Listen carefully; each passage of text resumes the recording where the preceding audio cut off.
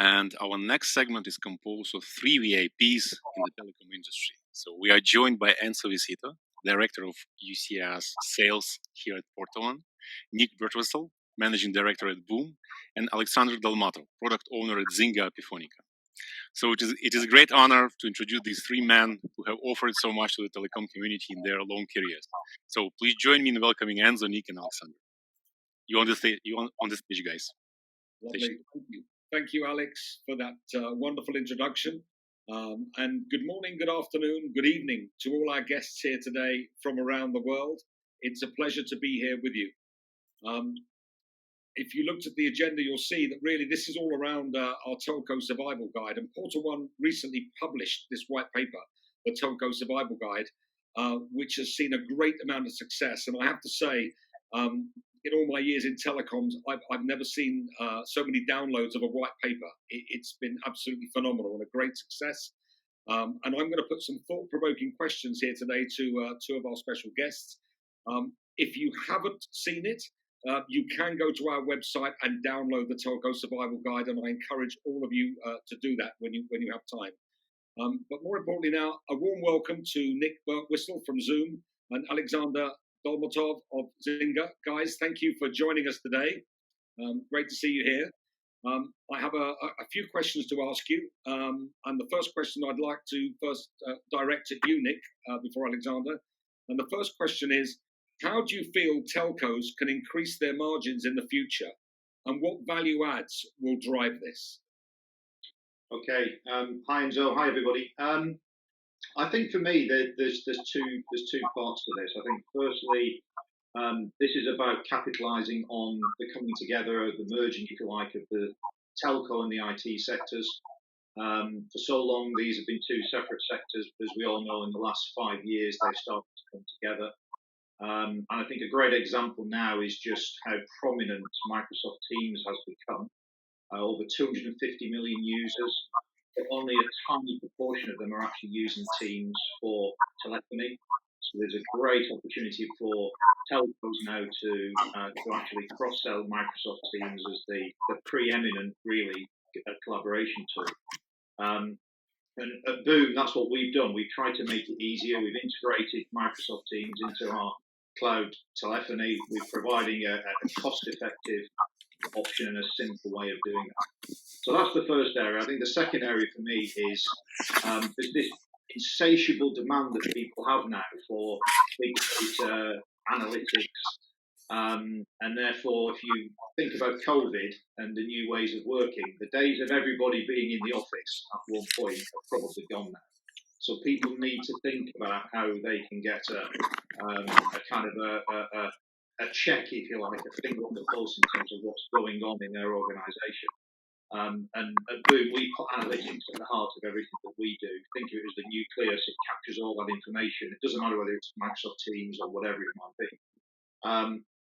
And we've started to think about how we can use that as the value add and how our partners can cross-sell analytics into their customers. And it's much more now than a telephony and a PBX system. It's about CRM, it's about marketing effectiveness, it's about that kind of big data. So those will be the two key areas I would say, Enzo. Thank you, Nick. And Aleksandr, what would your comment be on that question?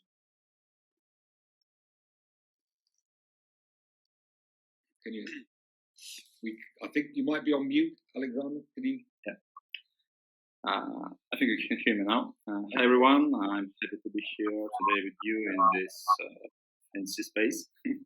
So regarding the question, actually I would like to highlight two drivers which would allow to increase the margin and add value to telco products.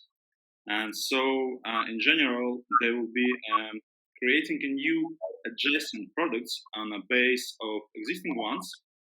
And the second topic is adding the value through the way of how customers use the products, the telco products, I mean.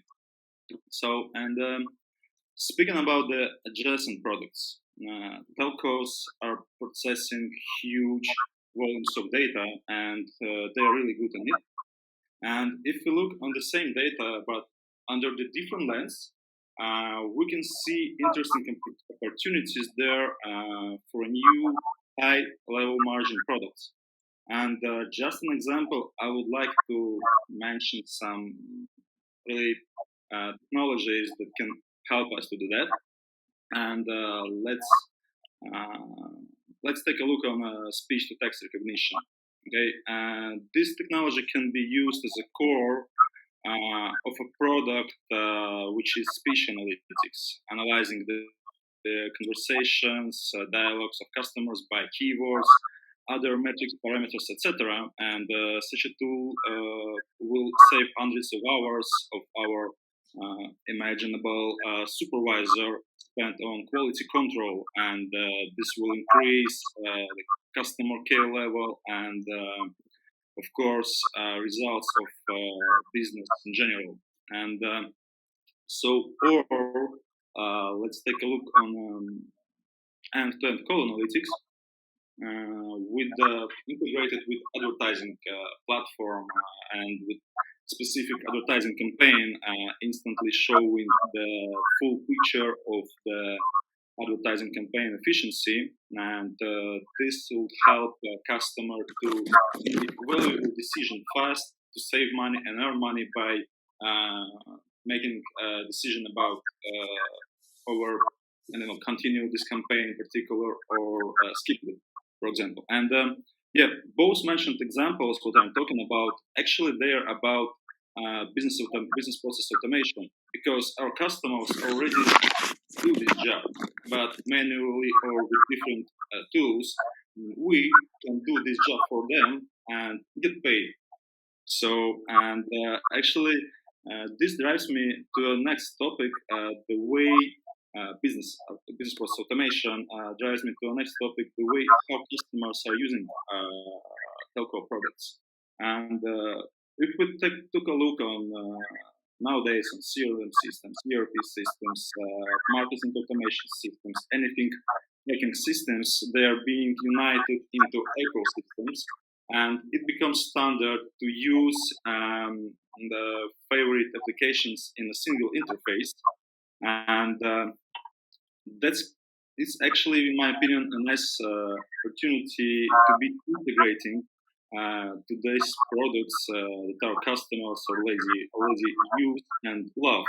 And this approach not only adds value to the product, but also affects such metrics as lifetime value, as churn, and it allows to reduce churn because of such a common reasons as cheaper permanent rate of the competitor.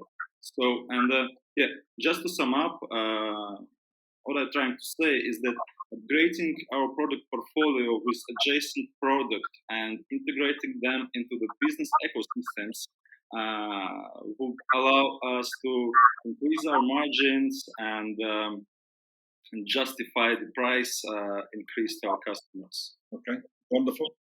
Thank you, both of you. Sounds like you both got some really great value adds there to both your businesses. The next question, I'm going to come back to you now, Nick, and this is really about players that we perhaps never thought were going to be around maybe a few years ago. But what are your thoughts around Google, Amazon, Microsoft as players now, and the future that they'll play within the telco world? Yeah, I think you can look at those players and think, on one hand, they're a threat, but I also think you can see them as an opportunity. The threat really is clearly they've got massive budgets, big brands, global organisations offering what are, to a degree, competing product sets. However, if you look at the opportunity, I think we can consider that actually we complement each other really well. The fact that they open their APIs, that allows us to, of course, build, linking to those APIs, build using products, additional propositions and different services that probably they're not able to do particularly well. So I think we can complement each other really well. And if I look at just a simple example, what we've done at Boom, we've overlaid our propositions on both Microsoft products and on Amazon products. And I like to think we embellish their product set. Microsoft have opened up their APIs. It allows us to get access to information. We pull that information to our analytics. We actually make their product, we embellish it, we make it even better. And I think they will encourage that. They are encouraging that. And I think in the future, that will only continue to grow. I don't know what it's like around other parts of the world, but in the UK, for example, roughly 45% of customers that are out there, they won't buy from the bigger players anyway. So they will look at the channel partners, they'll look at the channel to actually offer that value add. And it's important for people like Google, Amazon, and Microsoft to really open up their product set to enable us all to do that. And as I said earlier, really complement it. Okay, thank you, Nick. Aleksandr, your thoughts on the big three? Okay, so I'll continue speaking examples, and let's take a look on the Microsoft Teams and on their customers. For them, it's important to have not just a telephony in the work environment. It's important to have a solution with local rates, numbering capacity, and support in a local language and local time zone with special conditions of data storage and plenty of different aspects. And this all can be covered by industry professionals, actually. And so, in my opinion, the Microsoft goal is to provide an environment in which telcos will have an option, nice option to integrate their products and provide the telephony and other telco products on the highest level. So, in my opinion, it's an opportunity. This is a win-win model, and so even we can find it as a channel to sell our services. Wonderful, thank you. And I think what's great to hear from both of you is it's really refreshing to see that you don't see it as a threat, but rather you see the opportunity. And I think that's very refreshing. So my last question to you, Nick, we'll start is, does the proliferation of open APIs and low-code integration platforms really allow operators to build their own solutions? And what are the pitfalls of this approach? Yeah, I mean, for us, this is absolutely essential. This is required for us to really do what we do as a business to basically build, overlay, and complementary propositions. So we use obviously PortaOne. We use the APIs in PortaOne. We use APIs across Microsoft, Amazon, and a number of other third parties, and we can then develop and customize our solutions. And of course, the type of platform, how easy it is to actually develop on that is really important. Our partners, for example, they want us to be agile, they want quick deployment, they want very limited QA that they need to do themselves. So it's important that we can launch a product in a certain way.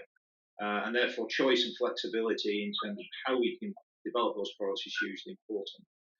I think from the pitfall side, the big call out I would make here is you need to know what you're doing. I think it's very easy for people to say, anyone can do this. It's not as easy as that. You need to know what you're doing. And there is a risk, of course, that if too many people who don't know what they're doing are getting involved, then some of the providers may decide to kind of tighten up a little bit. And dare I say it, end up in a kind of an Apple-type ecosystem where things are locked down to a degree. I think at the moment we all are benefiting from very much open platforms and open APIs. And that allows us to be innovative and it allows us to complement each other as per the previous question. And I think that's hugely important. Thank you. And Aleksandr, your thoughts on that question? Yeah, so what I'm thinking about is, yes, it's true actually, and this approach allows to build the prototypes, I would say, fast and with low time and money investments. This approach is a good option to test a new idea, niche, market, anything.